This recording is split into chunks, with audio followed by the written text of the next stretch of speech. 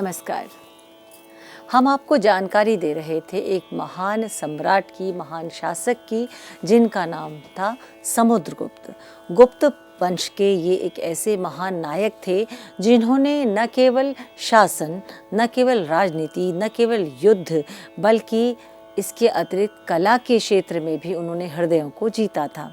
यानी कला में वे निष्णात थे और संगीत कला में उनकी जो रुचि थी वो उनके कार्यों से भी दिखाई देती है। उसका उदाहरण हमें मिलता है।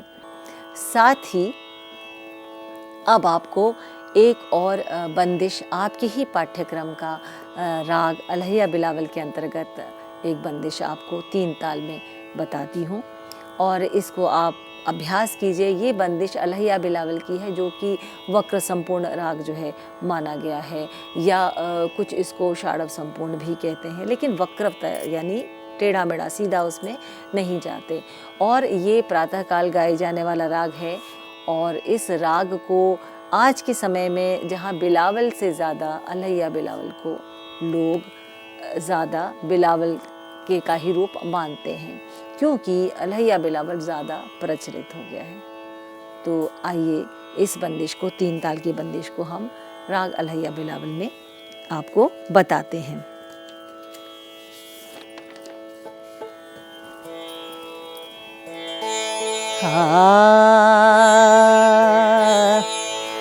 सा गा म रे गा पा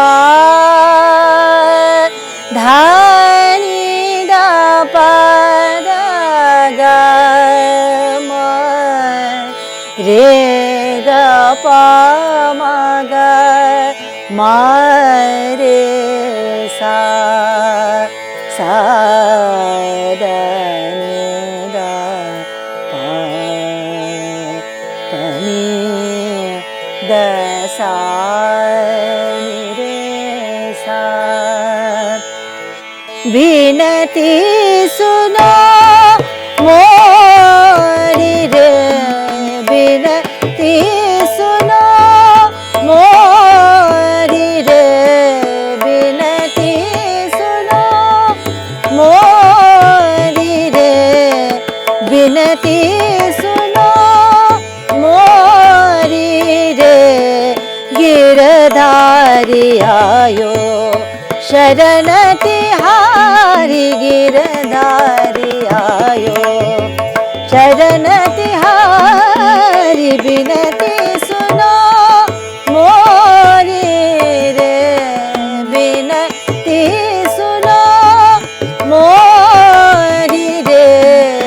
शरण तिहारी आयो गिरधारी आयो शरण तिहारी, विनती सुनो मोरी रे, विनती सुनो मोरी रे।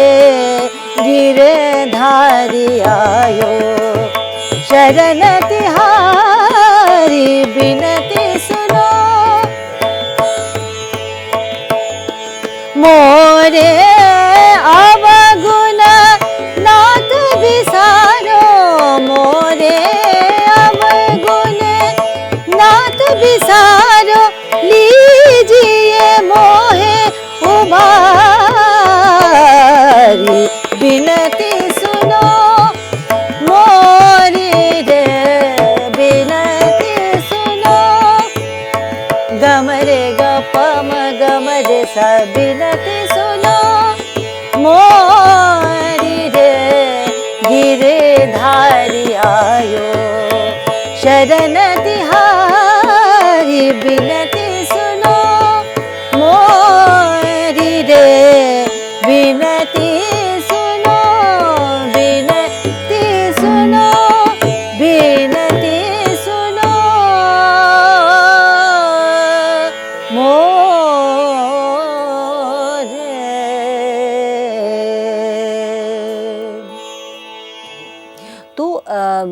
समुद्रगुप्त जो थे उनके विषय में जैसे मैंने आपसे बताया कि प्रयाग प्रशस्ति में उनके बारे में विस्तार से जानकारी मिलती है, जिसमें कि उनके व्यक्तित्व के बारे में, उनके द्वारा किए गए कार्यों के बारे में, उनके द्वारा जीते गए युद्धों के बारे में, और इसके अतिरिक्त उस समय उनका योगदान था उसके बारे में भी हम किसी भी ऐसे बड़े व्यक्ति के बारे में जो इतिहास जब हम देखते हैं तो उसके बारे में हम पता चलता है। और इस प्रशस्ति को सम्राट अशोक ने बनवाया था, जिसमें उन्होंने अपने विषय में भी और साथ में समुद्रगुप्त के बारे में भी बताया था। तो ये अपने आप में दर्शाता है कि समुद्रगुप्त अपने कितना एक महत्वपूर्ण व्यक्ति के रूप में, एक महत्वपूर्ण सम्राट के रूप में उभरा, जिन्होंने हर क्षेत्र में अपना जो है डंका या अपना लोहा मनवाया था। समुद्रगुप्त के समय में जब हम संगीत की बात करें तो ऐसे क्या उदाहरण और हैं जिसमें हमें समुद्रगुप्त की संगीत के बारे में, रुचि के विषय में पता चलता है। तो जैसे मैंने कहा कि संगीत कला अपने व्यापक प्रचार प्रसार में थी समुद्रगुप्त के युग में। इसका जो उदाहरण मिलता है कि समुद्रगुप्त ने 6 प्रकार की मुद्राएं जो थी वो प्रचलित करवाई थी, जिसमें कि गरुड़, धनुर्धर, परशु, अश्वमेघ, व्याघ्रहंता और वीणा वादन करते हुए मूर्ति जो है उसमें अंकित की थी सिक्कों में। और ये जो वीणा वादन करते हुए जो मूर्ति का जो अंकन जो सिक्कों में हुआ था वो अपने आप में समुद्रगुप्त की रुचि के विषय में हमें बताता है कि कितना वो संगीत को से प्रेम करता था। और क्योंकि समुद्रगुप्त खुद वीणा वादक था तो इसीलिए उन्होंने मुद्राओं में भी वीणा को अंकित करवाया।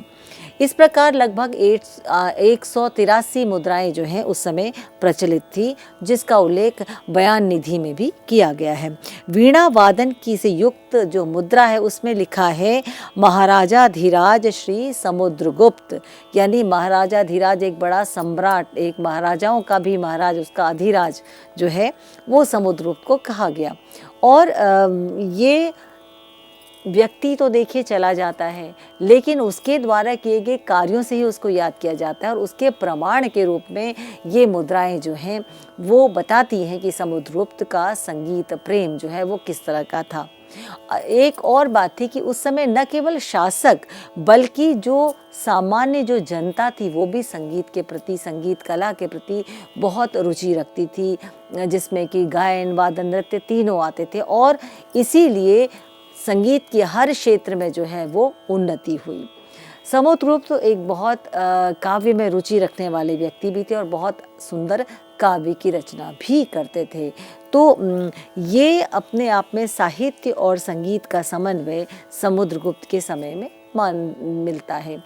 उस समय में उनके साम्राज्य में लोगों में न केवल कला के प्रति बल्कि हम के बौद्धिक रूप से, भौतिक रूप से जो है सांस्कृतिक रूप से हर तरह से जो है विकास होता मिलता है। ऐसे उदाहरण हमें मिलते हैं।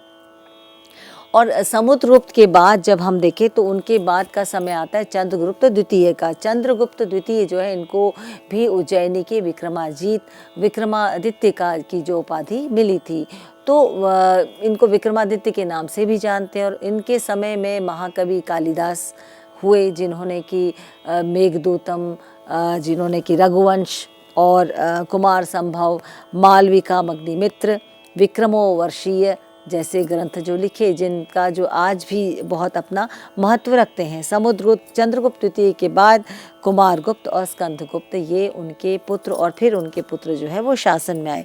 गुप्त काल जो है उसके लेखों, अभिलेखों से उनके उस समय की संगीत के प्रति जो रुचि है वो हमें मिलती है। और ये जैसे मैंने कहा कि कोई भी शासक जब किसी कला से प्रेम करता है तो वो कला अपने आप में एक ऐसा उसको सुअसर मिलता है कि कला अपने आप में विकसित होती जाती है, क्योंकि उनको संगीत का महत्व पता होता है। और संगीत कला का महत्व या किसी भी कला का महत्व जब शासकों को पता होता है तो स्वाभाविक है कि उनका एक सॉफ्ट कॉर्नर कहें या एक उनकी रुचि के अनुसार जो है ये भी देखा जाता है कि उनको क्या पसंद है। तो इसलिए स्वाभाविक है कि वो कला जो है उसको प्रोत्साहन मिलता है और वो कला जो है वो दिनों दिन उन्नत होती जाती है।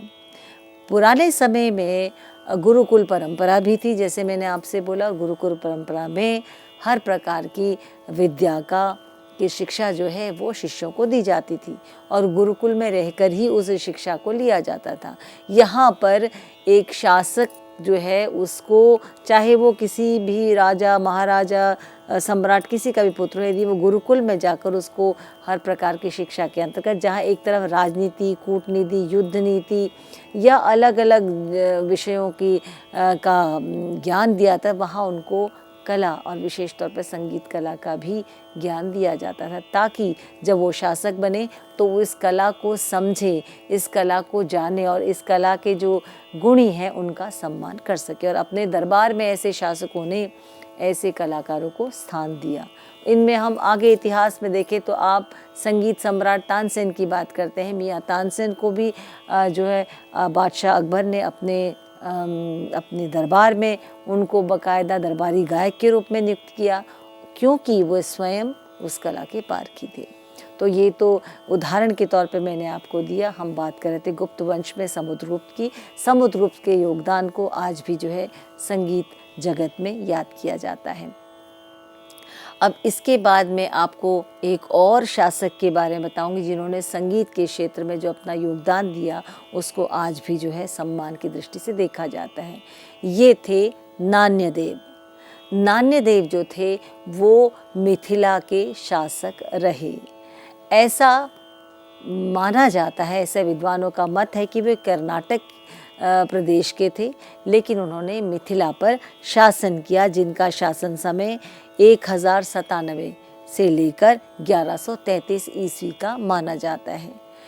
इनका क्या योगदान है, इनके विषय बहुत अधिक तो नहीं पता चलता, लेकिन इनका योगदान क्या है जिससे संगीत जगत इनको याद करता है। इनका जो योगदान था वो इनके द्वारा रचित भरत भाष्य से है। भरत भाष्य इनके द्वारा रचित एक ऐसा ग्रंथ है जो कि भरत के नाट्यशास्त्र की टीका के रूप में जाना जाता है।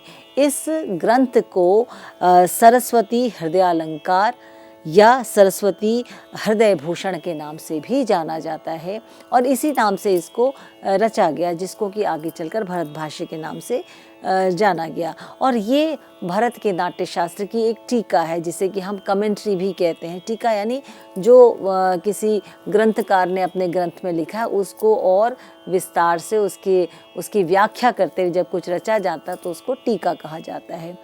तो उसकी व्याख्या जो है, तो भरत भाष्य में जो है नान्यदेव ने भरत के ही नाट्यशास्त्र को 9000 श्लोकों में जो है उनको उसके विषय में बताया है। और इसमें उन्होंने प्रमुख संगीताचार्यों के मतों का भी वर्णन किया है।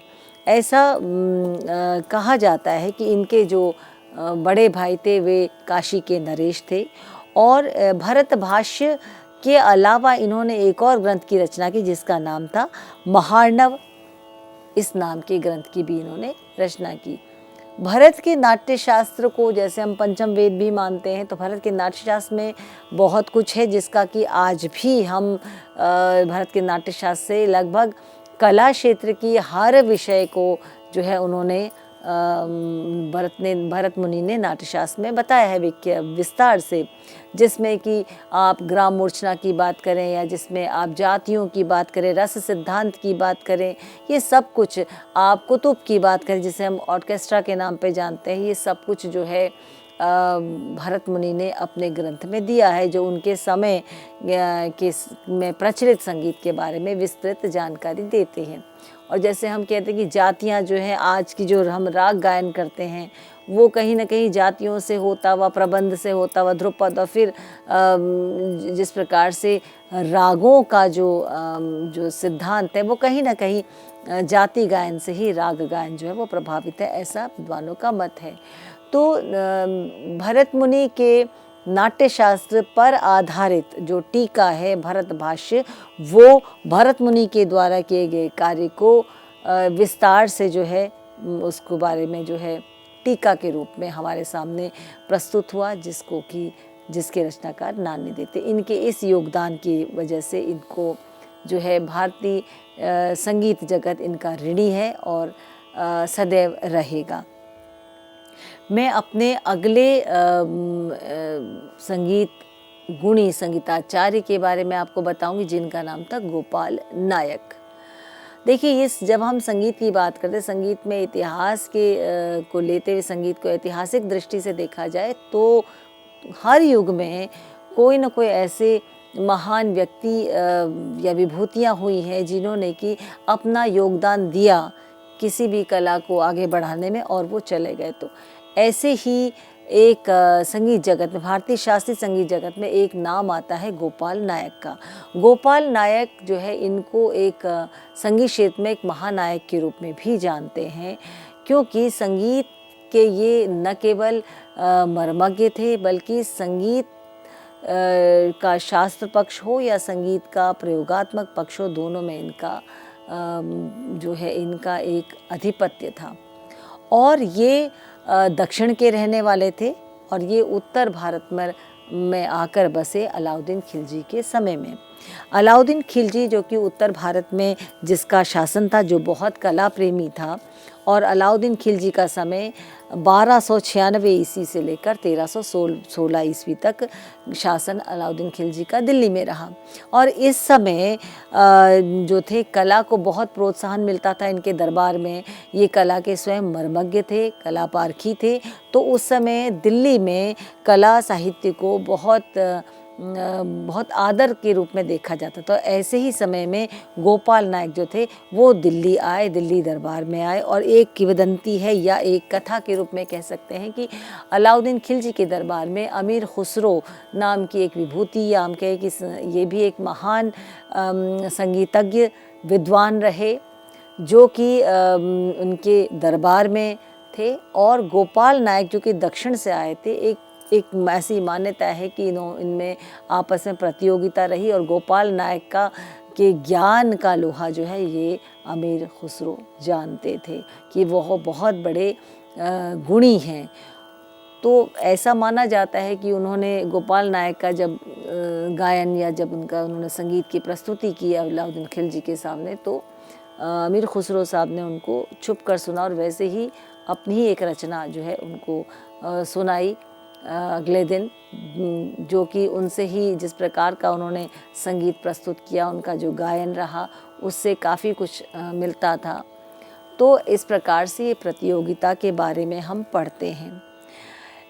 लेकिन अमीर खुसरो ने गोपाल नायक को सुनकर ही वो अपना प्रस्तुतिकरण दिया, परंतु गोपाल नायक जो बहुत बड़े विद्वान थे, जिनका कि शास्त्र पक्ष, छंद पक्ष, ताल पक्ष, जिनका कि स्वर पक्ष, जिनका साहित्य पक्ष, संगीत के शास्त्र में, संगीत के प्रयोगात्मक पक्ष पर पूरा आधिपत्य था, उनके विद्वत्ता को अमीर खुसरो भी मानते थे।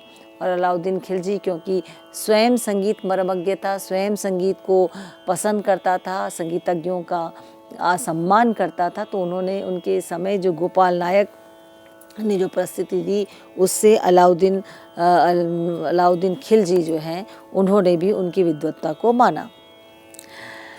अमीर खुसरो और गोपाल नायक की प्रतियोगिता के विषय में राग दर्पण, जो कि फ़कीरुल्लाह के द्वारा रचित ग्रंथ है, जिसमें कि जो कि औरंगज़ेब के समकालीन थे, उन्होंने भी इस प्रतियोगिता के बारे में बताया है। और साथ ही उन्होंने कहा कि गोपाल नायक जो दक्षिण के देवगिरी के रहने वाले राजा रामदेव यादव के दरबार में थे, एक दरबारी गायक के रूप में। 1294 से 1295 के बीच ये उत्तर भारत आके बस गए। ऐसा भी माना जाता है कुछ ग्रंथकारों, कुछ इतिहासकारों के द्वारा कि जब दक्षिण की तरफ जो उत्तर भारत के शासक गए, तो वहाँ से बहुत से कलाकार, बहुत से विद्वानों को ये उत्तर भारत लेकर आए, जिनमें गोपाल नायक भी एक थे। तो उत्तर भारत में इन्होंने आकर अपना संगीत की जो साधना, उसके द्वारा उत्तर भारत में आके इनका काफ़ी प्रभाव रहा और संगीतज्ञ के रूप में इनका सम्मान बहुत अधिक बढ़ा।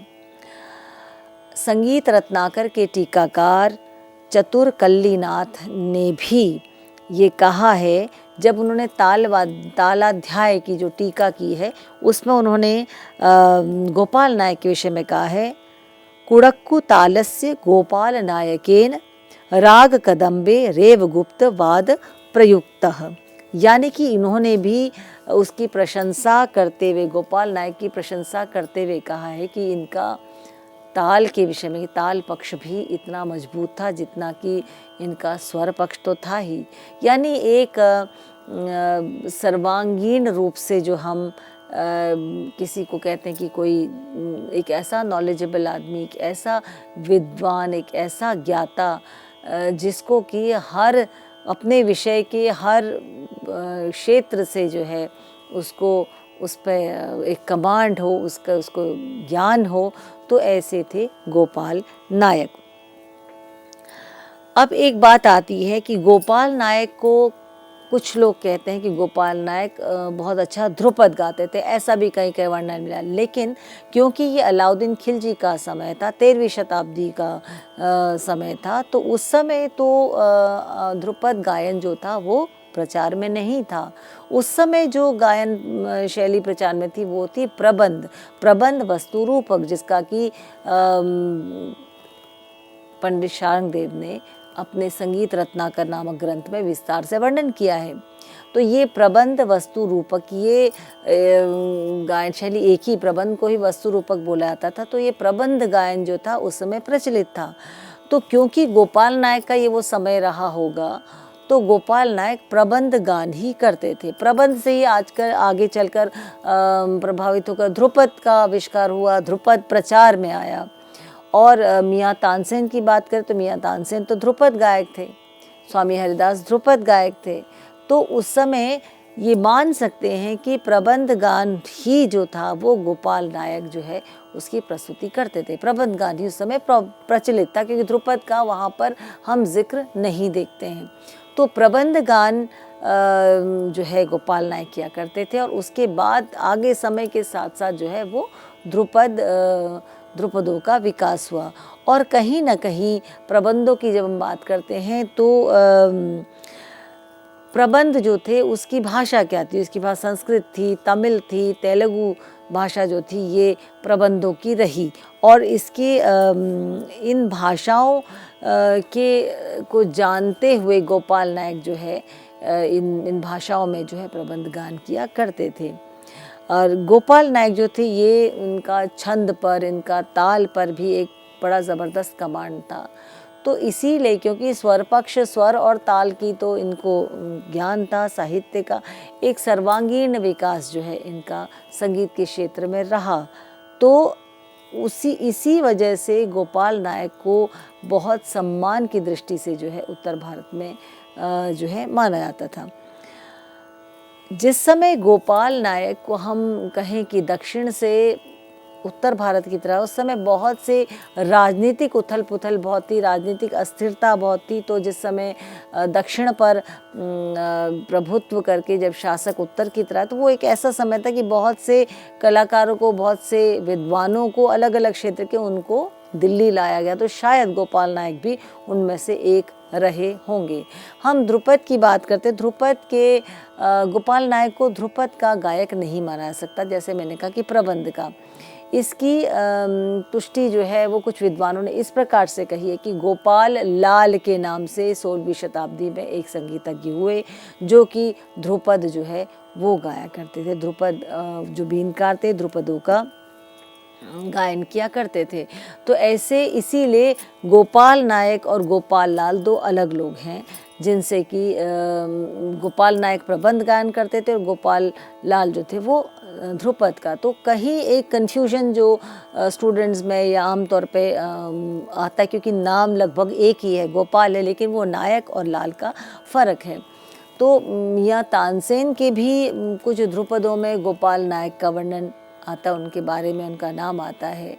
तो ऐसे ही गोपाल नायक के द्वारा जो उनकी संगीत की विद्वत्ता थी उसके विषय में उनको ध्यान में रखते कई आगे के ध्रुपद गायकों ने अपनी रचनाओं में, विशेष तौर पर साहित्य में गोपाल नायक का नाम जो है वो बताया है। और उसका उनका नाम लिया। तो कहने का तात्पर्य एक सारांश रूप में यह है कि गोपाल नायक दक्षिण के होते हुए उत्तर भारत में बहुत सम्मानित उनको स्थान प्राप्त था, क्योंकि वो अपनी कला में बहुत श्रेष्ठ थे, उनको अपनी कला का बहुत ज्ञान था, बहुत सम्मान था उनका समाज में, और इस सम्मान को उत्तर भारत में भी माना गया।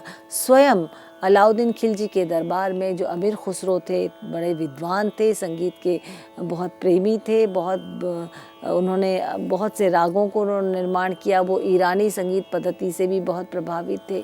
तो अमीर खुसरो साहब को भी गोपाल नायक की विद्वत्ता के आगे झुकना पड़ा, या वे उनको भी बहुत पूजनीय मानते थे। तो इसीलिए गोपाल नायक जो है वो उत्तर भारत में जब तक रहे, उत्तर भारत में ही रहे अपने, उसके बाद उनको जो है उनका सम्मान जो है उत्तर भारत में बहुत अधिक हुआ, क्योंकि उनकी विद्वत्ता, उनके पांडित्य को जो है ये सम्मान था। तो ये जानकारी थी आपको गोपाल नायक के विषय में, जो कि आपके 13वीं शताब्दी में उत्तर भारत में जिनको जाना गया, दक्षिण के रहने वाले, लेकिन उत्तर भारत में उनको बहुत सम्मान मिला, दक्षिण में तो था ही। तो ऐसे महान विभूतियों का संगीत के क्षेत्र में, संगीत को आगे लाने में जो है इनका बहुत बड़ा योगदान है। जब हम संगीतज्ञों की बात करते हैं,